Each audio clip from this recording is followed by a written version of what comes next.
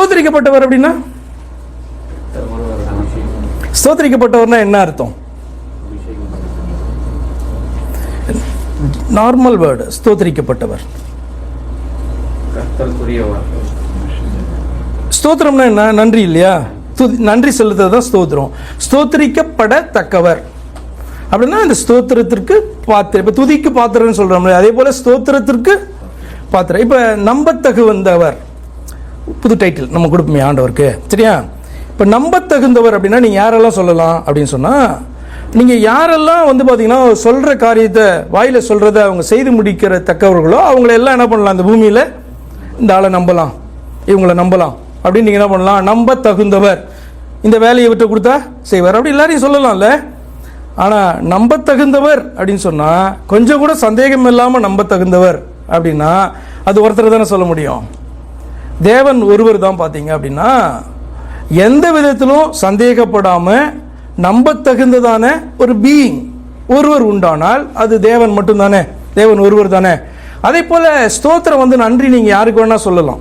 உங்களுக்கு வந்து பார்த்தீங்க அப்படின்னு சொன்னால் உதவி செய்கிறவர்கள் யாருக்கும் நீங்கள் என்ன பண்ணலாம்? யூ கேன் பி தேங்க்ஃபுல் இல்லையா?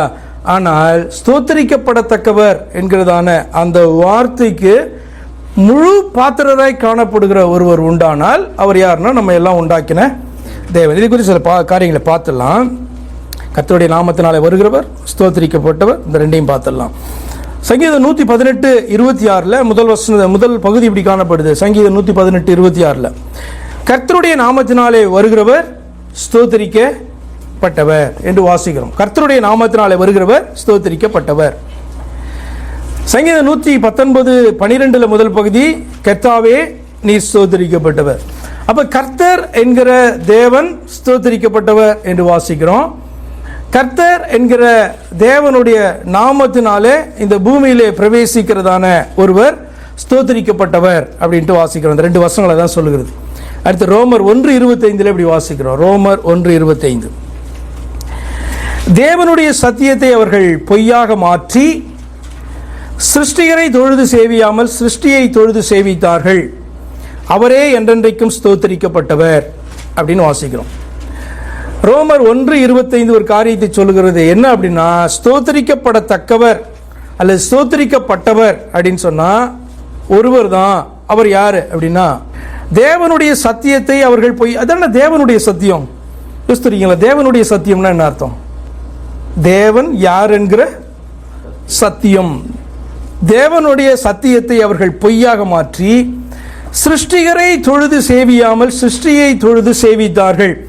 அப்ப தேவன் அப்படின்னா யார் தான் உண்மையான தேவன்? சிருஷ்டிகர், எல்லாவற்றையும் உண்டாக்கினதான ஒருவர் தான் சிருஷ்டிகர். அவரை குறித்து இங்கே வந்து வசனம் சொல்லுகிறது, அவரே சிருஷ்டிகரே என்றென்றைக்கும் ஸ்தோத்திரிக்கப்பட்டவர். அப்ப இந்த ஸ்தோத்திரிக்கப்பட்டவர் அப்படின்றதான டைட்டில் யார் ஒருவருக்கே உரியது அப்படின்னா நம்ம எல்லாம் உண்டாக்கினதான ஒரு தேவன் உண்டானால் அவருக்கு மட்டுமே உரியதான டைட்டில் என்ன அப்படின்னா ஸ்தோத்திரிக்கப்படப்பட்டவர், ஸ்தோத்திரிக்கப்படத்தக்கவர் என்கிறதான டைட்டில். அடுத்து ரோமர் 9:5 வாசிக்கலாம். ரோமர் 9:5 பிதாக்கள் அவர்களுடையவர்களே, மாம்சத்தின்படி கிறிஸ்துவும் அவர்களில் பிறந்தாரே. கிறிஸ்து பிறந்தார், அதாவது மனிதன் பூமியிலே மனுஷனாக வெளிப்பட்டதனுடைய இன்னொரு டேர்ம் என்னன்னா கிறிஸ்து பிறந்தார். தேவன் பிறந்தார் அல்ல, கிறிஸ்து பிறந்தார் என்று அர்த்தம். அதாவது சரீரத்திலே காணப்பட்டார், சரீரத்திலே வெளிப்பட்டார் என்று அர்த்தம். மாம்சத்தினுடைய கிறிஸ்துவும் அவர்களில் பிறந்தாரே, இவர் என்றென்றைக்கும் ஸ்தோத்தரிக்கப்பட்ட சர்வத்திற்கும் மேலான தேவன். அப்ப என்ன நம்ம இந்த 2 வசனம் பழைய ஏற்பாட்டில், 2 வசனம் புதிய ஏற்பாட்டில், கர்த்தர் ஸ்தோத்தரிக்கப்பட்டவர், கர்த்தருடைய நாமத்தினாலே வருகிறவர் ஸ்தோத்தரிக்கப்பட்டவர். ஸ்தோத்தரிக்கப்பட்டவர் என்ற டைட்டில் யாருக்கு மட்டுமே உரியது? சிருஷ்டிகர் என்கிற தேவன் ஒருவருக்கே உரியது. ரோமர் 9:5 சொல்லுகிறது, இயேசு கிறிஸ்து மட்டும்தான் என்றென்றைக்கும் ஸ்தோத்தரிக்கப்பட்ட சர்வத்திற்கும் மேலான தேவன். அப்போ என்னதான் வந்து பார்த்தீங்கன்னா இவர்கள் கற்றுக் கொடுக்கிறார்கள் வேதத்தில் அப்படின்னு சொன்னால், ஒருவருக்காக காத்திருக்க வேண்டும், அவர் வரும்போது அவரே மட்டுமே தொழுது கொள்ள வேண்டும், ஸ்தோத்திரம் பண்ண வேண்டும். ஏனென்று சொன்னால் அவர் வந்ததே உனக்கும் தேவனாகி அவருக்கும் சமாதானத்தை உண்டு பண்ணும்படியாக அவர் இந்த பூமியில் என்ன பண்ணாரு?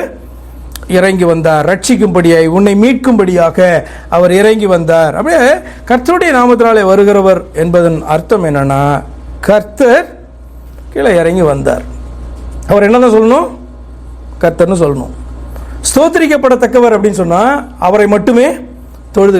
யாரு அப்படின்றது தான் அந்த விளக்கம் காணப்படுகிறது. அவர் யாருன்னா தேவன். அந்த தேவன் யார் என்று சொன்னால், மாம்சத்தின்படி இந்த பூமியிலே கிறிஸ்துவாக வெளிப்பட்டவர், என்றென்றைக்கும் ஸ்தோத்திரிக்கப்பட்ட சர்வத்திற்கும் மேலான தேவன்.